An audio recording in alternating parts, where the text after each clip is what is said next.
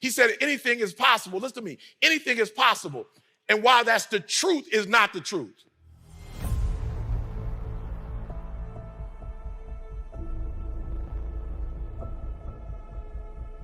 It's the truth because you live in the United States of America. It's not true if you're from a third world country.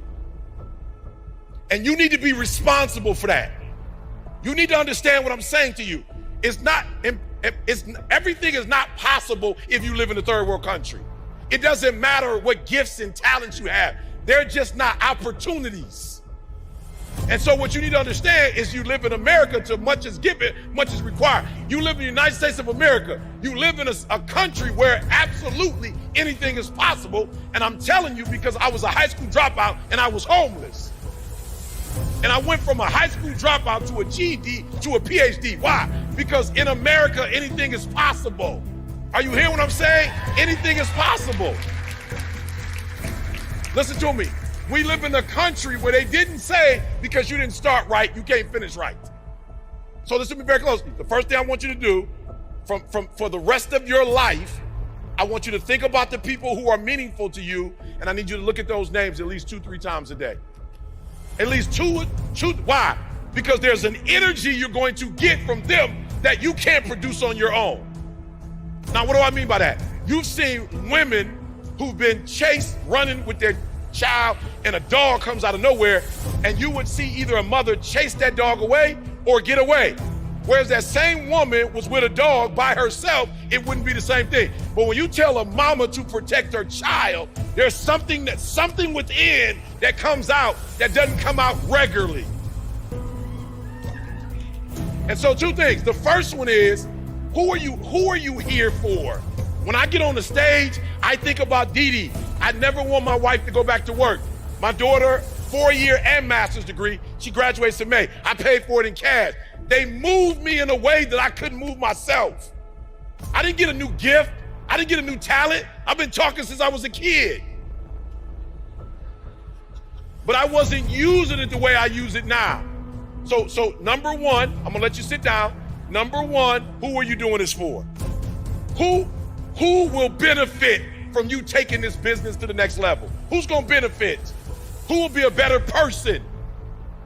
Number two, I want you to write down, what's that impossible, and you can have a seat. What's that impossible for you? What's that impossible for you? I want you to write it down right now, because at the end of today, that's what I want from you. What's the impossible? Is it a dollar figure? I want to make an extra $1 million a year. What is it? Is it a dollar figure? Like really, in America, if you're gonna be successful, don't hesitate. Like he's right. If you're hesitating, if you're thinking about it, you're never gonna do it. Why? Don't hesitate. Why? Because the way the brain is designed, the brain, it can't do two things at once. As powerful as the brain is, it cannot think two thoughts simultaneously. You're either thinking one thought or you're thinking another one. So when you're hesitating, what does it mean? It means you're using energy to stop. It means that whatever your dreams and goals are, you're not using your energy and your strength to make that happen. So I'm gonna give you 3 things and I'm gonna get out of here. I got a plane to catch, right? Nothing is impossible. So you have to decide before you leave, what's that first thing that's been impossible for you? I want you to attack it and overcome it, because listen to me very closely. In America, once you make your first 7 figures, it's a wrap. Listen to me very closely. I'm just being honest with you. High school dropout. My mama got pregnant with me at 17 years old, south side of Chicago. My grandma had 14 kids in a 3-bedroom house with 1 bathroom. We come from poverty. My mom had a different name. I don't even know what she called it. Like, she had put an adjective with the poverty. I don't know what she said, but it was like deeper than poverty. Objective poverty. Something she said, I was like, wow, that's crazy, Mom. She was like, we didn't have nothing. Like, my sister's shoes, I got her shoes. Her clothes, I got her clothes. And we got it from welfare. My mom, she was like, son, when I tell you poverty, you don't even know what poverty is. This is where I come from. So I'm saying this to you because there are no excuses. If I can come from a 17-year-old female that got pregnant and my biological father was not in my life, high school dropout, lived in abandoned buildings and got to this point, you can do it too. Why? Because we're in America. And nothing, we can't say that everywhere in the world, but in the United States of America, nothing is impossible if you're willing to put in the work, if you're willing to put in the grind. We live in a country of opportunities. I just got a call from one of my staff members. She said, Eric, we got a slight challenge. I said, what's the challenge? She said, Isaiah's here to do video you. I'll be here on the 4th. I got another engagement here on the 8th. She said, well, he wants to, do your book release. I was like, okay, what's the problem? She said, well, the Penguin Publishing Company sent your book to your house in California. I said, okay, what's the problem? She said, well, we need to get the book from California and get it to you in Vegas so you can show it, but you live, listen to me very closely. I want y'all to hear what I just said. We live in America. We live in America. I got a, they were gonna give me $500,000 just to write the book. I live in America. You calling me and telling me you want me to write a book? And you gonna pay me $500,000 to write a book? But I've been studying, I'm like, I'm good on the $500,000. Hold on to that. I need a higher percentage. They didn't say, they like, let's go, whatever you want. In America, there was a time I got kicked out of school. I live in America. If you're willing to get up, if you're willing to work, if you're willing to grind. So they said, the book is at your house.